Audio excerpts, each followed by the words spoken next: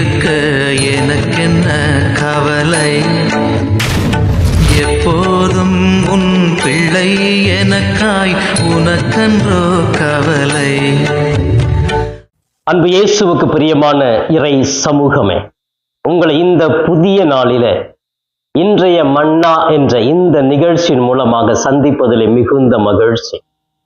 இறைமகன் இயேசு கிறிஸ்து நம் அனைவருக்குமே ஒரு புதிய நாளை கொடையாக கூட்டி கொடுத்திருக்கிறார்.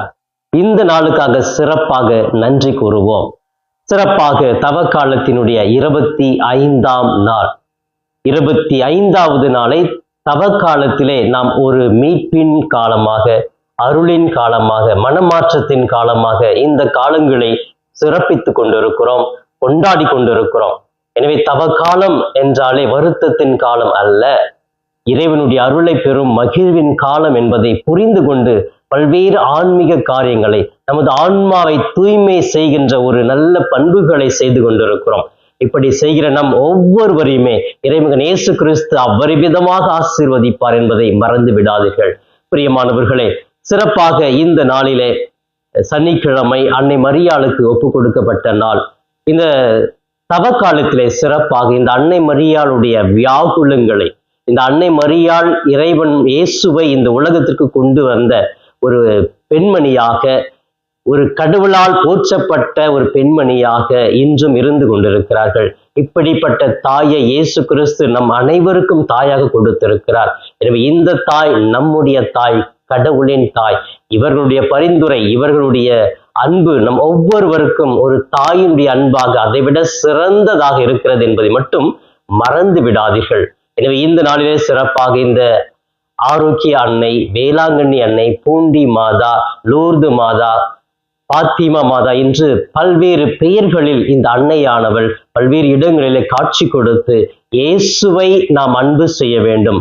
இந்த பூலோகத்திலே, மண்ணுலகத்திலே பாவம் இருக்கக்கூடாது, அவற்றை போக்குவதற்காக ஜபமாலை ஜெபியுங்கள் என்று சொல்லி அன்னை மரியாள் இந்த ஜபமாலையை நமக்கு ஒரு பெரிய ஜபத்தின் ஆயுதமாக கொடுத்திருக்கிறார்கள். இப்படிப்பட்ட இந்த அன்னையினுடைய ஜபமாலையை ஜபிக்கிற வீரர்களாக இந்த தவ காலத்தில் நாம் வலம் வருவோமே. அன்பானவர்களே, இன்றைய மன்னாவிலே சிறப்பாக இன்று நம்முடைய தாயாம் திரு அவையும் நம் ஆண்டவர் இயேசுவும் நமக்கு கொடுக்கிற இன்றைய மன்னா உணவு லூகாஸ் நற்செய்தி 18ஆம் அதிகாரம் 9-14 முடிய பகுதிகள். இந்த பகுதியை நேரம் கிடைக்கும் பொழுது வாசித்து பாருங்கள், உங்களுக்கு பெரிய மாற்றத்தை கொடுக்கும், தன்னுடைய நிலையை புரிந்து கொள்வதற்கு துணையாக இருக்கும். பிரியமானவர்களே, இந்த நற்செய்தி பகுதியிலே நாம் 2 நபர்களை பற்றி சிந்திக்கிறோம். ஒன்று பரிசேயர், இன்னொருவர் வரி தண்டுபவர். இவருடைய மனநிலையானது முன்வைக்கப்படுகிறது. அவருடைய பர்சனாலிட்டி, கேரக்டர் எப்படிப்பட்டதா இருக்கிறது என்று முன்வைக்கப்படுகிறது.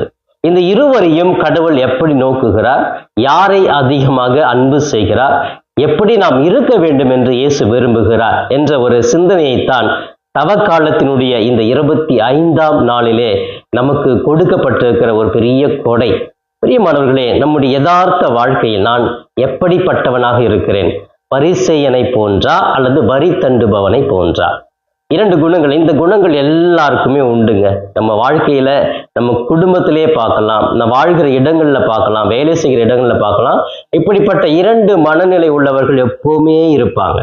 உங்களுக்கு நண்பர்கள் கூட இருந்தாங்கன்னு வச்சுக்கோங்களேன், ஒரு 10 நண்பர்கள் இருக்காங்கன்னா அந்த 10 பேரில் ஒரு 5 பேர் வரி தண்டுபவராக இருப்பாங்க, 10 பேர் பரிசேயரை போன்று இருப்பாங்க. நீங்க அதை ரொம்ப அப்சர்வ் பண்ணி பாருங்க. எப்படி கண்டுபிடிக்கிறது அப்படின்னு சொன்னா, நம்ம பேசும் பொழுது நம்மளை பேச விடாம அவங்க பேசிக்கிட்டே இருப்பாங்க. இவர் யாருன்னா பரிசேயர்கள். எதை பத்தி பேசுவாங்க? தன்னை பத்தி பேசுவாங்க. நான் யார் தெரியுமா, எங்க வீட்டுல இன்னைக்கு இப்படி செஞ்சாங்க, எங்க அம்மா இன்னைக்கு இந்த மாதிரி நிறைய விஷயம்லாம் செய்வாங்க, எங்க குடும்பத்துல இத்தனை பேர் இருக்கிறாங்க, எங்க வீட்டுக்கு பெரிய பெரிய பணக்காரங்களாம் வருவாங்க. இப்படி தன்னை பத்தி புகழ்ந்து பேசிக்கொண்டே இருப்பாங்க. எனக்கு இதெல்லாம் பிடிக்காது, நான் ரொம்ப வசதியா இருந்து வரேன், இந்த சாப்பாடு எனக்கு பிடிக்காது, எங்க வீட்டுல ரொம்ப ஆடம்பரமா இருக்கும், இதெல்லாம் ரொம்ப சீப்பா இருக்குது. ஸோ இப்படி தன்னை பத்தி பெருமையா பேசிக்கிட்டே இருப்பாங்க. அடுத்தவங்க கேட்குறாங்க இல்லையா, அவங்களுக்கு திரும்ப கேள்வி கேட்கறதுக்கு கூட கேப் இல்லாம பேசிக்கிட்டே இருப்பாங்க. தன்னை பத்தி புகழ்ந்துகிட்டே இருப்பாங்க. அது சொல்ல சொல்ல அவங்களுக்கு அப்படியே உடம்புல தேன் அருவி ஊறுற மாதிரியே ஊறிக்கிட்டே இருக்கும். அவங்க பேசிக்கிட்டே இருப்பாங்க, தன்னை பற்றி புகழ்ந்து கொண்டே இருப்பார்கள். இது ஒரு மனநிலை. இன்னொன்னு, நம்ம எதுதான் கேள்வி கேட்டாலும், இல்லைங்க ஏதோ நான் ஏழை குடும்பம், வசதி இல்லை, கடவுள் தான் எங்க கொடுக்குறாரு, கடவுள் தான் என்ன வழி நடத்துறாரு. இல்லைங்க இவ்வளோ அறிவு இருக்கு உங்களுக்கு, நல்லா திறமையா பேசுறீங்க, இவ்வளோ சாதனை வாங்கியிருக்கிறீங்க, கோல்டு மெடல் வாங்கியிருக்கிறீங்க, இதெல்லாம் என்னங்க அழிஞ்சு போற ஒண்ணுங்க, கடவுள் கொடுத்தாருங்க, கடவுள் கொடுத்த ஒரு கொடையை நான் யூஸ் பண்றேன், அவ்வளவுதான், இது எனக்குள்ள ஒண்ணுமே இல்லை, எல்லாமே கடவுள் போட்ட பிச்சை அப்படின்னு நிறைய பேர் நம்ம சொல்லி கேள்விப்பட்டிருப்போம் இல்லையா. ரகுமான் அவ்வளோ சாதனைகள், ஆஸ்கர் அவார்ட்லாம் வாங்கினாரு. கடைசியில் அவர் என்ன சொல்றாரு, எல்லா புகழும் இறைவனுக்கு, அவர் என்ன படைச்சாரு, இந்த திறமையை கொடுத்தாரு, நான் இந்த அளவுக்கு இருக்கிறேன். இந்த ஒரு தாழ்ச்சி கடவுள் முன்பாக. அவங்க தன்னை பற்றி தம்பட்டம் அடிக்க மாட்டார்கள், பெருமையாக பேச மாட்டார்கள். எனவே 2 குணங்களை நாம் இன்று சீர்தூக்கி பார்க்க வேண்டும். திருப்பாடல் 51 நம்ம படிக்கிறோம், பலியை அல்ல இரக்கத்தையே விரும்புகிறேன் அப்படின்னு சொல்லிட்டு திருப்பாடல் ஆசிரியர் சொல்லுவார். அப்ப கடவுளுக்கு பலி செலுத்துவதுதான் சிறந்தது என்று நாம் நினைத்து கொண்டிருக்கிறோம். அது அல்ல. கடவுள் நம்மிடத்தில் எதிர்பார்ப்பது இரக்கம். இந்த நற்செய்தியிலே இன்றைய மன்னாவிலே பரிசேயர் வரி தண்டுபவர். பரிசேயர் பலி செலுத்துவது, நான் கடவுளுக்காக இப்படி செய்கிறேன், நான் அவனை போல பாவம் செய்யல, நான் கோயிலுக்கு தினமும் வரேன், சிறப்பா இந்த தவ காலத்துல கடுமையா தவ முயற்சிகள் செய்யறேன், சாப்பிடாம இருக்கிறேன், அடுத்தவங்களுக்கு உதவி செய்யறேன், கோயிலுக்கு வந்து பாருங்க இந்த ஃபேனை நான் தான் வாங்கி கொடுத்தேன், இந்த ஏசி நான் தான் வாங்கி கொடுத்தேன், இந்த மைக்கு நான் தான் வாங்கி கொடுத்தேன், இப்படி தன்னை பத்தி பெருமையாக கடவுள்கிட்ட சொல்லிக்கிட்டே இருப்பாங்க. கடவுளே நான் பாருங்க, நான் இல்லைன்னா இந்த கோயில் இல்லை, நான் இடம் கொடுக்கலாம், இந்த கோயில் இன்னைக்கு இல்லை, இப்படின்னு சொல்லிட்டு தன்னை பற்றி எல்லாருமே பெருமையா பேசுவாங்க. கடவுள்கிட்டையும் போய் பேசுவாங்க, கடவுளே நான் இப்பெல்லாம் செஞ்சிருக்கிறேனே, நான் மற்றவங்க மாதிரி இல்லை, டெய்லி கோயிலுக்கு வரல, நிறைய பேர் தூங்கிட்டு இருக்கிறாங்க, நம்ம எந்த ஒரு பாவமும் பண்ணல, நேர்மையா இருக்கிறேன், இப்படி கடவுள் முன்பாக தன்னை பற்றி தம்பட்டம் அடித்து கொண்டே இருக்கிறார்கள். அவங்க என்ன நினைக்கிறாங்க, இதெல்லாம் நான் செய்யறேன், கடவுளுக்கு தெரியாது, அதனால நான் சொல்லி கடவுளுக்கு ஞாபகப்படுத்துறேன் அப்படின்னு நினைக்கிறாங்க. இல்லை, நம்ம சொல்றதுக்கு முன்னாடியே நம்ம ஒவ்வொருவரையும் தனிப்பட்ட விதத்திலே அறிந்தவர் நம் ஆண்டவர் இயேசு கிறிஸ்து. அதான் விவிலியத்தில் சொல்லுவார் இல்லையா, உங்கள் தலைமுடி எல்லாம் எண்ணப்பட்டிருக்கிறது. நமக்கு தெரியாது எவ்வளவு தலைமுடி இருக்குதுன்னு, ஆனா அந்த தலைமுடி கூட கடவுள் எண்ணி வைத்திருக்கிறார் என்றால் நம்மை பற்றி அவர் அக்கு வேறு ஆணி வேறு அப்படின்னு சொல்லுவோம் இல்லையா, அந்த அளவுக்கு தெரிந்து வைத்திருக்கிறார். இதை நாம் புரிந்து கொள்ள வேண்டும். அதை விட்டுட்டு கடவுள் முன்பாக தன்னை பெருமையாக பேசுபவர்கள் கடவுளால் ஏற்றுக்கொள்ளப்படுவதில்லை. 2வது பர்சனாலிட்டி பாருங்க, வரி தண்டுபவர்.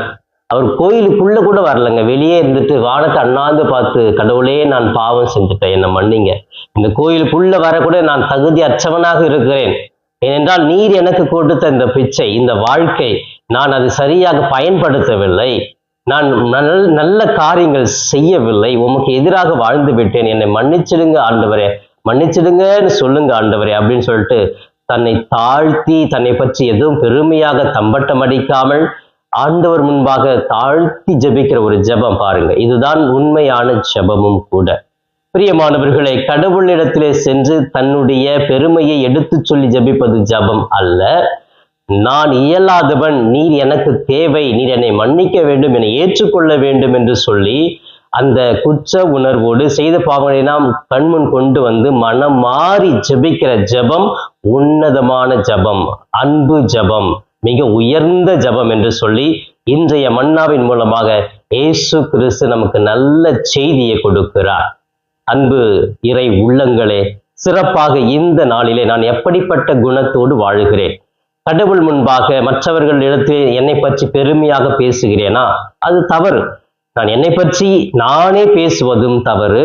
பிறர் என்னை பற்றி புகழ்ந்து பேசிக்கொண்டே இருப்பார்கள். அரசர்கள் வாழ்ந்த காலத்துல அரசரை பொது இடங்களிலே புகழ்ந்து பாடுவது, பேசுவது என்பது ஒரு சிறந்த ஒரு வழிபாடாகவே இருந்தது, ஒரு நடைமுறையாகவே இருந்தது.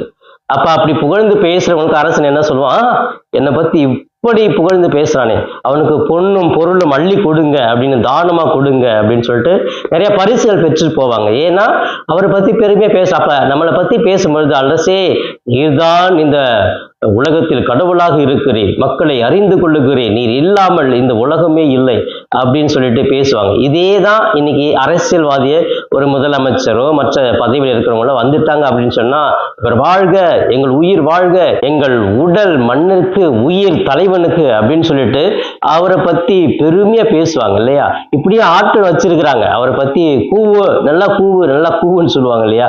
அப்புறம் வந்துட்டா வாழ்க வாழ்க, இவர்தான் வாழ்க அப்படின்னு சொல்றாங்க இல்லையா? அப்ப அதெல்லாம் கேட்கும் பொழுது இவருக்கு பெருமை வருங்க. நான் தான் உயர்ந்தவன், நான் இவ்வளவு சாதித்திருக்கிறேன் அப்படின்னு சொல்லிட்டு, இதுவும் தவறு. நான் என்னை பற்றி நானே பேசவும் கூடாது, மற்றவர்கள் ஆளை வச்சு என்னை பத்தி புகழ்ந்து சொல்லுவதும் தவறு. மாறாக நான் கடவுளுடைய பிள்ளை, கடவுள் முன்பாக ஒரு எளிமையானவன் என்பதை தாழ்த்தி எளிமையாக வாழ்வதுதான் உண்மையான கிறிஸ்தவ வாழ்வு என்பதை இந்த வரி தண்டுபவருடைய வாழ்வின் மூலமாக நாம் புரிந்து கொள்ள வேண்டும். எனவே அன்புக்குரியவர்களே, தவக்காலத்தினுடைய 25வது நாளிலே ஒரு அருமையான ஒரு இன்றைய மன்னா நமக்கு அமைந்திருக்கிறது. நான் எந்த மனநிலையில் ஜெபிக்கிறேன், எந்த மனநிலையோடு ஆலயத்திற்கு செல்லுகிறேன், எந்த மனநிலையோடு இந்த தவ முயற்சிகளை செய்கிறேன் என்று சொல்லி நாம் சிந்திக்க வேண்டும். எல்லார் முன்னாடியும் போயிட்டு, ஐயோ நான் 40 நாள் தவம் இருக்கிறேங்க, கறி சாப்பிட மாட்டேங்க, கோயிலுக்கு போயிடுவேங்க, நற்கருணை ஆராதனை பங்கெடுப்பேங்க, நான் தினமும் நைட்டும் பகலுமா ஜெபிச்சுக்கிட்டே இருப்பேங்க, அதோ பக்கத்து வீட்டுக்காரன் இருக்காங்க, அப்படிலாம் கிடையாது, அவன மாதிரிலாம் கிடையாது. நிறைய பேர் கோயில வந்து ஏமாத்திட்டு இருக்கிறாங்க, அவங்க மாதிரிலாம் நான் கிடையாது. நான் கோயிலுக்காக தானம் பண்றேன், அங்க கோயில வெளியில உட்காந்துருக்கேன், எல்லாருக்கும் டெய்லி 10 ரூபாய் பிச்சை போடுறேன். இது எல்லாமே சொல்லி அவர்கள் செய்யும் பொழுது இந்த தவ முயற்சிகள் பயனற்றதாக போய்விடுகிறது. இது அல்ல. வரி தண்டுவனை போன்று கடவுள் முன்பாக எவ்வளவு தவ முயற்சிகள், எவ்வளவு நல்லது செய்தாலும் வலக்கை செய்வது இடக்கைக்கு தெரியாமல் இருந்து செய்வதுதான் உண்மையானது, சிறந்தது என்று சொல்லி நம் ஆண்டவர் இயேசு கிறிஸ்து இன்று வெளிப்படுத்துகிறார். எனவே இப்படிப்பட்ட நல்ல செயல்களை, நல்ல பர்சனாலிட்டி என்கிட்ட இருந்துச்சு அப்படின்னு சொன்னா இந்த தவக்காலம் பயனுள்ள தவக்காலமாக மாறும். நம்ம இறைவன் ஆசீர்வதிப்பார். எனவே தன்னை பற்றி பெருமையாக பேசுவதை விட்டுவிட்டு தன்னை தாழ்த்தி ஆண்டவர் உயர்ந்தவர் என்று சொல்லி அவர் முன்பாக என் பாவங்களை மன்னித்துவிடும், என் குற்றங்களை மன்னித்துவிடும், நான் செய்கிற இந்த ஒருத்தலை தயவு செய்து கடவுளை ஏற்றுக்கொள்ளும் என்று சொல்லி பணிவோடு ஆண்டவரிடத்தில் முறையிடுவது, ஜெபிப்பதுதான் சிறந்த ஜெபம் என்பதை புரிந்து கொள்வோம். என்னோடு சேர்ந்து இந்த நாளுக்காக ஜெபிக்கலாமே. கண்களை மூடுவோம். அன்பின் பரலோக பிதாவே, எங்கள் தாயும் தந்தையுமாக இருக்கும் தெய்வமே, உம்மை போற்றுகிறேன், உம்மை வாழ்த்துகிறேன், உம்மை ஆராதிக்கிறேன். நீர் இல்லாமல் இந்த உலகிலே நாங்கள் இல்லை.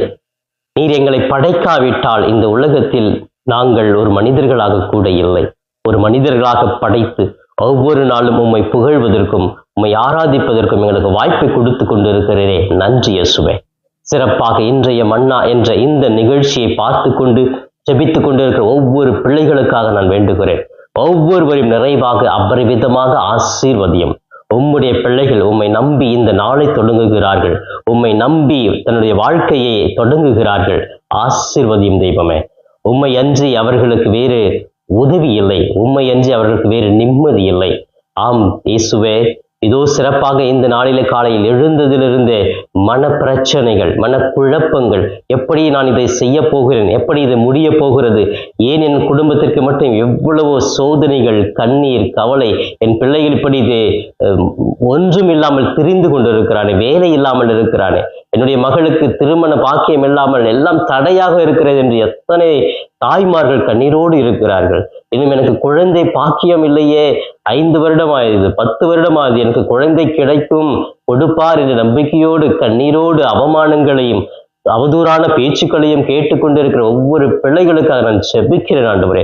உம்முடைய இரக்கம் இந்த குழந்தைகள் மேல் இருந்து ஆண்டவரே, அந்த குழந்தை செல்வம் என்கிற ஒரு ஆசீர்வாதத்தை அவர்களுக்கு நீ கொடுப்பீராக. தெய்வமே, படிக்கிற மாணவர்கள், இளம் பிள்ளைகளுக்காக ஜெபிக்கிறேன். அவர்கள் வாழ்க்கையிலே தவறான வாழ்க்கைக்குள் செல்லாமல் நேர்மையாக, உண்மையாக, பிறரை ஏமாற்றாமல் பெரியவர்களுக்கு மதிப்பு கொடுத்து வாழ நல்ல இளம் உள்ளங்களை உருவாக்கும் ஆண்டவரே. இதோ சிறப்பாக இந்த நாளில கூட பல்வேறு இடங்களில் வேலை செய்கிற ஒவ்வொருவரையும் ஆசீர்வதியும். ஆசிரியர்கள், பேராசிரியர்கள், இன்னும் மருத்துவமனையில் வேலை செய்பவர்கள், அரசு ஊழியர்கள், வெளிநாடுகளிலே குடும்பத்திற்காக உழைக்கிற ஒவ்வொருவருக்காக நான் ஜெபிக்கிறேன். உழைக்க அவர்களுக்கு ஆற்றலை தாரும், சுறுசுறுப்பை தாரும், ஒற்றுமையை கொடுத்தருடும் ஆண்டவரே. சமாதானத்தோடு வேலை செய்கிற இடத்தங்களை ஒருவர் ஏற்றுக்கொண்டு வாழ நல்ல மனப்பான்மை கொடுத்தருள்வீராக. சிறப்பாக இதோ இந்த நாளிலே இந்த காணொளி மூலமாக ஜெபித்துக் கொண்டிருக்கிற ஒவ்வொரு பிள்ளைகளையும் அபரிமிதமாக ஆசீர்வதியும். தூய ஆவியால் நிரப்பும், நீ தாங்கிக் கொள்ளும், இவர்களை வழி நடத்தும். இவையெல்லாம் எங்கள் ஆண்டவரும் மீட்பருமான இயேசுவின் மூலம் ஜெபிக்கிறேன் என் ஜீவனுள்ள நல்ல பிதாவே. ஆமேன், ஆமேன். பிரியமானவர்களே, இந்த நாள் இனிய நாளாக, இறை அருளை நிறைவாக பெற்று மகிழும் நாளாக வாழ வாழ்த்துகிறேன். உங்களுக்காக ஜெபிக்கிறேன். இயேசுவுக்கே புகழ், மரியே வாழ்க.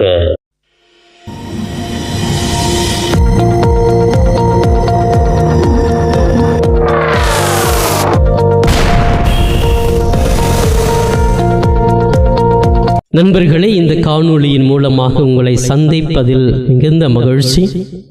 இந்த காணொளியை முழுமையாக பார்த்த உங்களை வாழ்த்துகிறேன். தொடர்ந்து ஃபாதர் தாஸ் கேப் யூடியூப் சேனலை பாருங்கள், ஜெபியுங்கள், இறைவன் மீது இருக்கிற நம்பிக்கையை ஆழப்படுத்துங்கள். உங்களுக்காக தொடர்ந்து ஜெபிக்கிறேன். இறை ஆசீர் என்றும் உங்களோடு இருக்கட்டும். இறைவனுடைய அமைதி உங்கள் உள்ளத்திலே குடிகொள்ளட்டும். உங்களுடைய குடும்பம் சமாதானத்தோடு வாழட்டும். நீங்கள் எடுக்கிற ஒவ்வொரு முயற்சிகளும் ஆசீர்வதிக்கப்பட நான் தொடர்ந்து ஜெபிக்கிறேன். தொடர்ந்து இந்த சேனல் ஃபாதர் தாஸ் கேப் யூடியூப் சேனலை சப்ஸ்கிரைப் செய்துவிட்டு தொடர்ந்து வருகிற ஒவ்வொரு காணொளியும் பார்த்து இந்த யூடியூப் சேனலை தாங்கும்படி உங்களை பாசத்தோடு கேட்டுக்கொள்கிறேன். நன்றி.